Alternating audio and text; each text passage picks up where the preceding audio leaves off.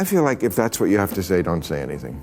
Just shut up. I mean, everybody who talks about Israel these days is just so full of shit. I mean, or just not, I don't want children to die. Duh, who does? None of us want children to die. None of us want this war to go on. But it's not addressing what the problem is. So yesterday on our show, I misspoke. And I tweeted about it last night, but I kind of want you to hear it from me directly. I feel like if that's what you have to say, don't say anything, just shut up. I mean, everybody who talks about Israel these days is just so full of I mean or just not. I don't want children to die. Who does? None of us want children to die. None of us want this war to go on, but it's not addressing what the problem is. So yesterday on our show I misspoke and I tweeted about it last night, but I kind of want you to hear it from me direct. Sorry, but life is random. The only word to describe it when a big game hunter gets trampled by an elephant and then eaten by lions is hilarious. Bill Maher and Whoopi Goldberg are at it again, and this time it's nuclear. These two have a history spicier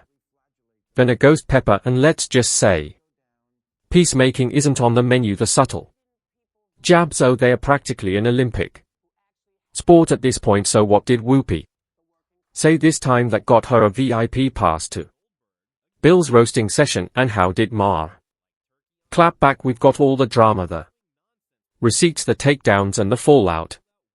So grab your popcorn, this is going to be good to get past this endless, unforgiving, zero-tolerance mindset bent on punishing and disappearing anyone caught saying the wrong thing. And black people can't afford to indulge rich white people's need to endlessly flagellate themselves. They just want prices to go down. Well, if he's right, then why didn't people vote for the former prosecutor who actually had policy plans to help the working class? Bill Maher recently went after Whoopi Goldberg again. At this point it's practically a tradition, like turkey on Thanksgiving or the View spewing nonsense before lunchtime. This time Maher called out Whoopi for spreading yet more misinformation about people in power, because apparently fact-checking is just a suggestion over at The View. Despite past controversies, Whoopi remains undeterred, barreling full speed ahead on the Bad Takes Express, and now lawsuits are stacking up like unread emails. Her latest mess, a juicy rumor that Elon Musk slapped her with an $80 million lawsuit. That's right, Whoopi versus Musk sounds like a pay-per-view event waiting to happen. The lawsuit might be fake, but the Hollywood drama is as real as it gets. Maher wasted no time tearing into Whoopi, delivering another brutal takedown, and of course Twitter is already in full meltdown mode. I feel like if that's what you to say, don't say anything, just shut up. I mean, everybody who talks about Israel these days is just so full of I mean or just not. I don't want children to die. Who does? None of us want children to die. None of us want this war to go on, but it's not addressing what the problem is yet. Bill Maher is right at this point. Whoopi Goldberg might want to consider the revolutionary concept of not talking, at least until her legal team catches its breath every time she opens her mouth on The View. There's a non-zero chance she's about to say something wildly out of touch with reality. It's almost like she's competing in the misinformation Olympics, and let's just say she's bringing home the gold. Plenty of people feel her takes are as outdated as dial-up internet, and honestly silence might be the best PR move she's got left at this rate. She's one lawsuit away from turning The View into the deposition. Maybe she should take a step back, enjoy her legendary status, and resist the urge to set her career on fire one hot take at a time. The real kicker, The View keeps letting her get away with it, proving that ratings matter more than reality. The network seems perfectly fine letting Whoopi tank whatever credibility she has left as long as the outrage keeps the clicks coming, but if she keeps this up, she might not have to worry about the View at all. At this rate she'll be hosting the Whoopi apology tour coming soon to a courtroom near you. A few weeks ago, Maher took on Whoopi Goldberg and her View co-hosts for their relentless obsession with cancelling people to get past this endless unforgiving giving zero-tolerance mindset bent on punishing and disappearing anyone caught saying the wrong thing, and black people can't afford to indulge rich white people's need to endlessly flagellate themselves. They just want prices to go down. Well, if he's right, then why didn't people vote for the former prosecutor who actually had policy plans to help the working class? Whoopi and her crew love to preach tolerance just as long as it's convenient or benefits their own circle. The moment the so-called victim happens to be someone outside their ideological echo chamber, suddenly tolerance goes out the window faster than the View's fact-checking process. At that point it's all about cancellation, public shaming, and making sure the person in question is exiled from polite society. It's almost poetic how their moral compass only seems to work when it's pointing at people they like. If one of their own gets called out, it's an outrage, an attack on free speech, a travesty against democracy itself. But if it's someone on the other side, well, break out the pitchforks, because cancellation is always the answer. The hypocrisy is so blatant it could be seen from space, but hey, as long as they can keep pushing their narrative and raking in those ratings, who cares about consistency? At this point they should just come clean and rename the show the Hypocrisy Hour. Remember when Whoopi boldly implied that only black people experience police brutality? Well, Ben Shapiro sure did, and he didn't hold back, shredding her for yet another ill-informed take. Whoopi Goldberg, she of the genius sort of sage presence on The View, thanks. She's like, I'm not saying that maybe white people need to get beaten up for police reform to happen, but maybe white people need to get beaten up for police reform to happen. But how many times do we have to? Do we need to see white people also get beaten before anybody will do anything? So first of all, this is unbelievably stupid. Yep, we've seen many cases of police brutality against white people. The Daniel Shaver killing of 2016. Significantly worse than what we saw with Tyree Nichols is really bad. Daniel Shaver is literally on the ground trying to comply with officer orders, and they just murder him. So this notion that white people have never been the victims of police violence is absolute bull crap.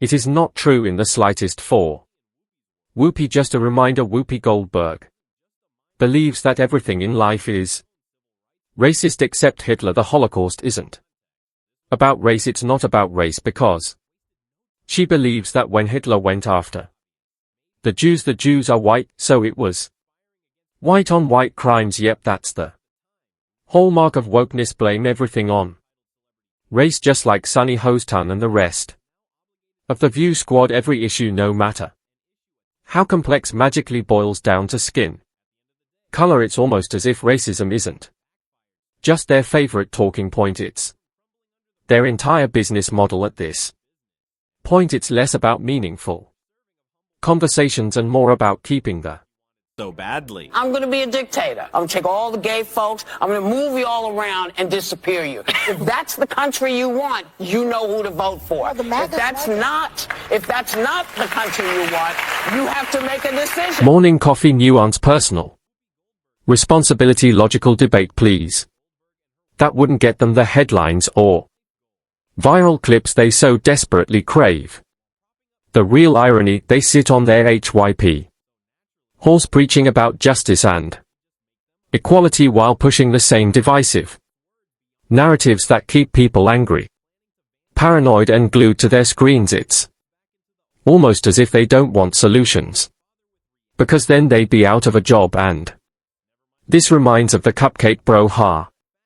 You'll remember when Whoopi took a bakery to the cleaners because they wouldn't deliver her favorite cupcakes. Well, Whoopi tried to brew a storm out of the whole situation, but it blew up in her face. Whoopi Goldberg has found herself in some hot water after accusing a Staten Island bakery of just discriminating against her for her race, gender, and politics, I guess, but she's received instant karma because that Staten Island bakery is now speaking up and they're telling a different story. The place that made these refused to make them for me. Oh, it's not, can't be because I'm a woman. But perhaps they did not like my politics. I have to tell you, I'm so overwhelmed by the support between finding out yesterday this even happened, and then people coming in, people from all over just supporting us in every way. And just a little background for those who know, they had a boiler here again. It's been here 145 years. They had a boiler that was 60 or 70 years old.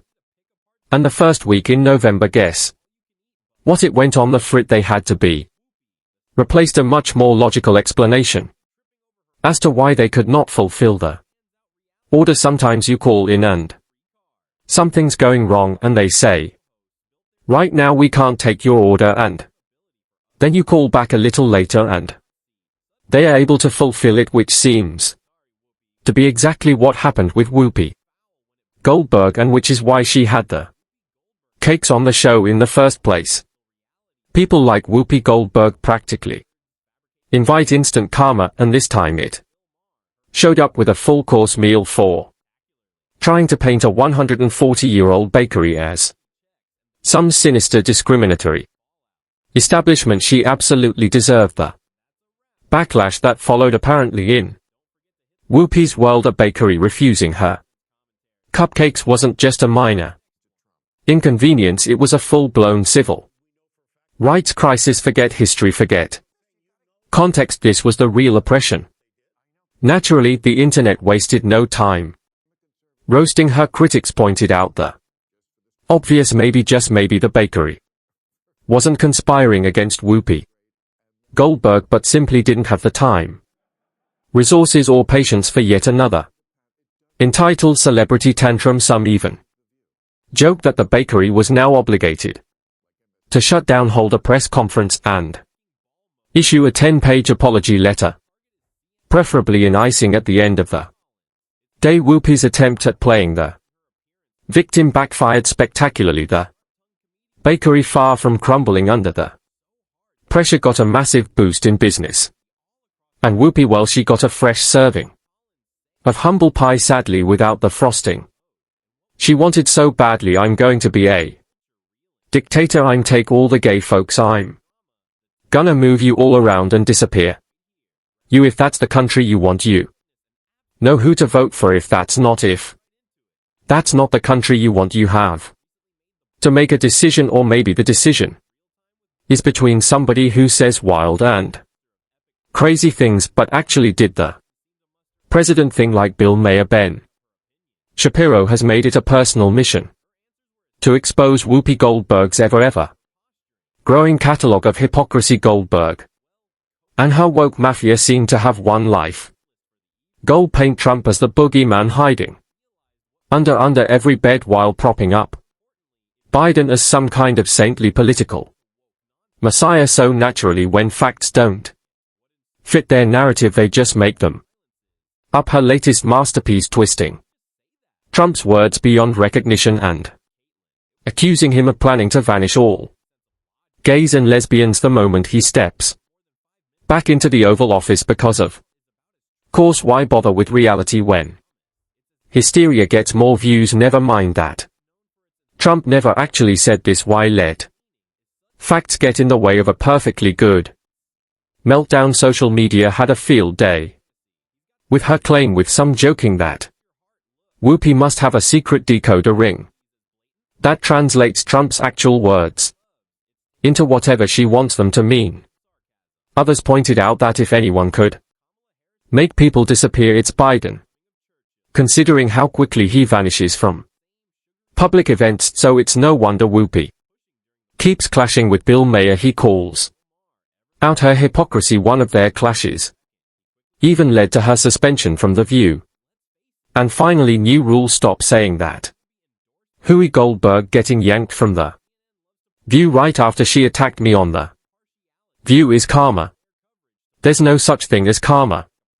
Sorry, but life is random. The only word to describe it when a big game hunter gets trampled by an elephant and then eaten by lions is hilarious. Oh, absolutely. There's something deeply satisfying about watching the so-called big game hunter Whoopi Goldberg get stomped by the very elephant she set out to slay. In this case, that elephant is Bill Maher, and he's not just trampling over her nonsense.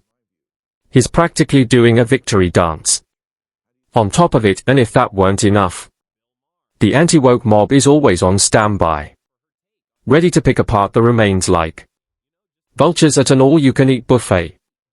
It's almost poetic. Whoopi, the self-proclaimed moral authority, constantly tripping over her own contradictions while Maher hands out reality checks like Oprah, giving away free cars. The irony, she and her View co-hosts built their entire careers on preaching accountability for others, but when it's their turn in the hot seat, suddenly it's unfair and problematic. Sorry Whoopi, but you can't dish it out and then cry foul when it boomerangs right back at you. Whoopi Goldberg loves playing the moral authority until reality hits back, whether twisting Trump's words, fabricating cupcake scandals, or clashing with Bill Maher. Her hypocrisy keeps backfiring spectacularly.